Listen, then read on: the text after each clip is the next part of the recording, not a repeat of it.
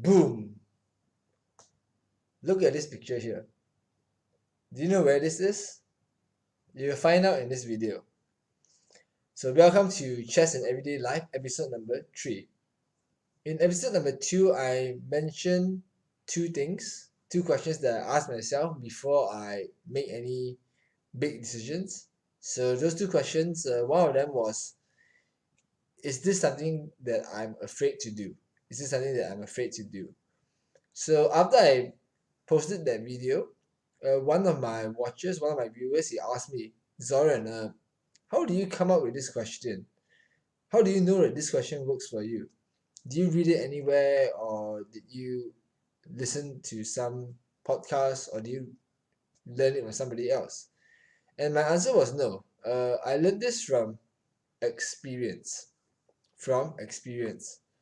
I believe that most of us, I think everyone on the planet, there are some things that we just learn by experience. So this is a story about how I learned this question. So a few years ago in 2018, I went to this place. This is a picture of an airport in Iraq. This is literally a picture that I just googled up. I just googled Iraq airport bombings, and this is the photo that came up. And I should know because I've been to this airport before, all the way back in 2018. And let me tell you, this was one of the most transformative moments of my life.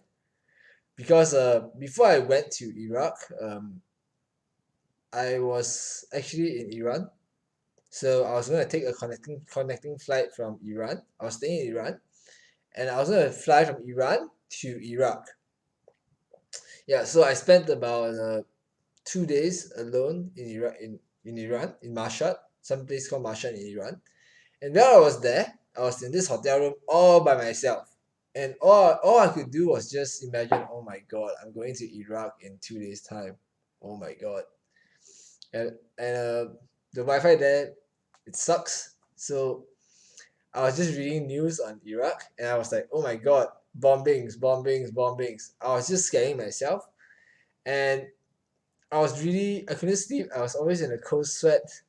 And I was so afraid. I was so afraid before going there because it's not safe, right? Going all the way to Iraq. And I remember a day before my flight, I read the news and it said bombings in south of Baghdad. 3 killed, 7 injured. And I was like, oh my god. And I swore, and I was like, this is insane. I should go back home. I should go back to Malaysia. I should just cancel my flight and fly back home. I was really afraid. And that whole time, it was a really scary moment.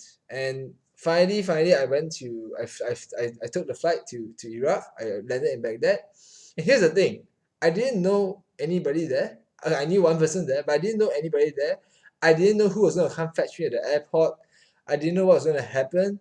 I just went there blindly. I knew one guy there who I knew for like less than 2 months.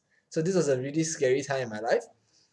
And then when I arrived, I was scared. And after that, when I actually reached the hotel, I got into the car. I remember seeing these guards.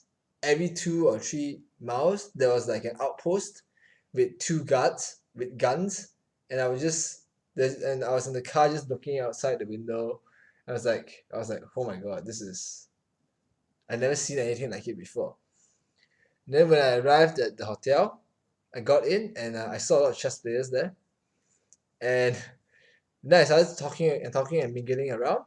In fact, my roommate was a guy who couldn't speak English, and let me tell you, this was actually one of the best times of my life. It was really fun. I actually had enjoyed myself there a lot. And I started thinking to myself, those 2 nights in Iran, where I was thinking about oh my god, I'm gonna die. Or when I googled the news, I was like, oh, bombing in Iraq, 3 died and 7 injured. I was like, oh my god, I was only scaring myself. But there was actually no reason for me to be afraid until I actually arrived. Right? Because when I was there when I was in Iran 2 days before, it didn't affect me. Right? I can anytime just decide just to go back, and it doesn't affect me at all. But it's just that the imagination, my how I picture things, it was very scary. And when I arrived there, it was the I think I don't really know how to explain it in words, but when I saw the people in the streets, so the organizers that bring us out for dinner, and when I saw the people on the streets, they were all just dancing. You know, they're all dancing around. I mean, in the middle of the streets, people are just dancing around, smiling, laughing. And when I saw their faces, I saw this happiness that they have, that this glow that I don't really see anywhere else. And I was just thinking to myself, my God, these people have suffered through hell. I mean, they've lost loved ones, they've lost families, they've lost their livelihoods, they've lost so many things, but they can still be there dancing, and I can see that they are grateful for this moment where they can just enjoy themselves and just be present with one another. And it was a really eye-opening experience for me. I was so grateful that I went there. Am I going to go again? Probably not, but I think I'm the only one that I know who has been to Iraq. And this is when told myself, after this trip, I told myself, you know what? Next time I find something scary, it's never going to be as scary as going all the way to Iraq. It's never ever going to be as scary as that. I mean, that thing was just so scary. But I mean, on a scale of like 0 to Iraq, this was the scariest. And it taught me that on the other side of the things that I fear, it's normally things that are going to be good for me, going to be positive. And that's why when I make big decisions now, I'll ask the question, is this something that I fear? So to end this rant, I want to leave you with this saying: embrace the unknown and act in spite of fear. Embrace Iraq and the bombings and act in spite of fear. So with that, I hope that I've answered your question. The one that asked me how did I come up with this question is through experience. Right? So now I try to, or at least I do my best to act if I fear something. So see you in the next video. Take care. Bye.